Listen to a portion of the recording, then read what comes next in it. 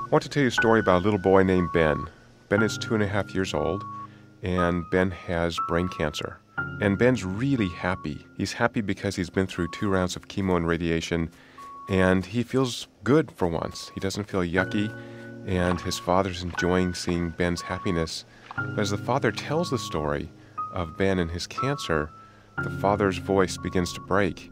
And he says, it's very difficult to play with Ben because Ben thinks everything is wonderful, but I know something that Ben doesn't, that Ben's dying. And he talks about how difficult it is to play with Ben, knowing that in 3 or 6 months, Ben will be dead. And yet Ben is so happy, he's so beautiful. And so the father tries as hard as he can to enjoy Ben, to be joyful around Ben. But then he says in the middle of this short story that it's an amazing thing to know how little time one has left. And as he says that statement, he has merged himself with his son. It's as if the father himself is dying. So in my laboratory, we've studied this story extensively. And what we found is that 2 primary emotions were elicited. One is distress, and the other is empathy. At the same time, when we asked people what they felt after the story was over, we really couldn't get very clear answers. So we began doing other studies on this story. So we took blood before and after, and we found that the brain produced 2 interesting chemicals. One is called cortisol, which focuses our attention on something important. So cortisol correlated with our sense of distress. So the more distress you felt, the more cortisol you released, and the more you paid attention to that stimulus. The second chemical release is called oxytocin, which is associated with care and connection and empathy.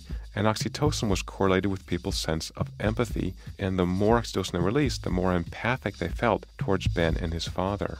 Now, we did something different after this experiment. We gave individuals a chance to share money with a stranger in the lab. And indeed, those who produced both cortisol and oxytocin were more likely to donate money generously to a stranger they couldn't see in the lab. In another experiment, we gave individuals a chance to donate money to a charity that works with children who are ill. And indeed, those who released oxytocin and cortisol donated money to this charity.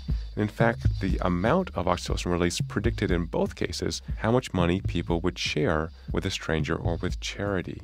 What we're seeing is that this narrative is changing behavior by changing our brain chemistry.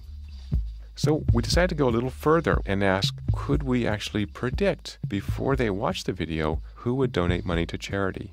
So with funding from the Defense Advanced Research Projects Agency, DARPA, we reran the study in which we not only took blood, but now we measured heart rate and skin conductance and respiration.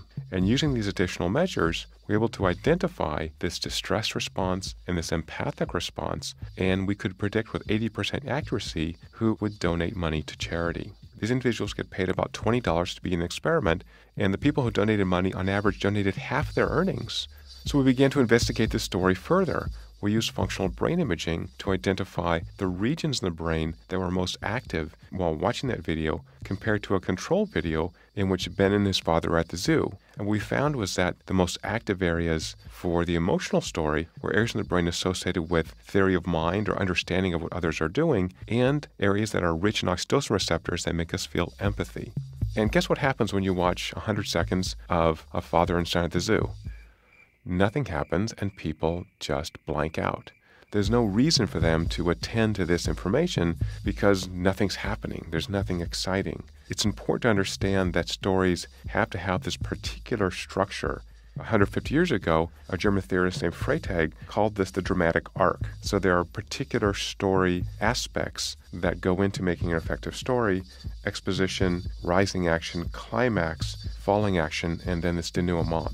The story of Ben and his father talking about knowing his son is dying has those aspects. It captures their attention. There's a coming climax. How can Ben's father actually engage with his son in this wonderful, relaxed, playful way, yet knowing that his son will die soon?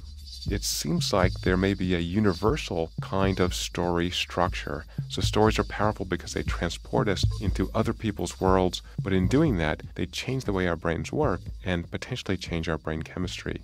And that's what it means to be a social creature, is to connect to others, to care about others, even complete strangers. And it's so interesting that dramatic stories cause us to do this. In these experiments, they do it in a very functional way. People are donating money because they want to help Ben and his father. And yet when we watch other stories or see movies, listen to music, the same thing can happen. We feel uplifted, we feel motivated, or we feel connected to others around us.